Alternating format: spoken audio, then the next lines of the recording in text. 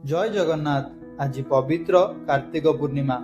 मु जेउटी थाए ना कहीं समुद्र मझिरे हेउ कि दूर देश रे आम ओडिया माटीर परंपरा को भूलिबा असंभव।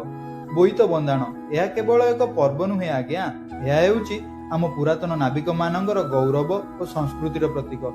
मु निजे एक नाविक भावरे आम पूर्वतन गौरव नाविक माननकु स्मृति रे रखी एई नौकाटी को तैयारी करिछि।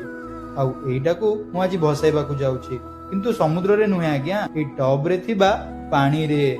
आका मा बोई पान गुआ थोई, पान गुआ तोरो मासक धर्म मोरो।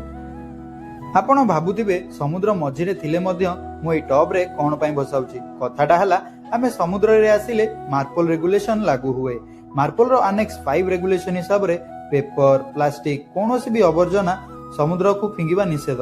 यह द्वारा समुद्र परिष्कार रहे और सेठारे थिबा जलज परिवेश सुस्थ और सुरक्षित रहे। एही भली वीडियोस देखिबा पई मते इंस्टाग्राम रे फॉलो और यूट्यूब रे सब्सक्राइब करंतु। सर्वे सर्वदा खुशी रुहंतु, प्रेम और समर्थन जारी रखंतु। जय जगन्नाथ।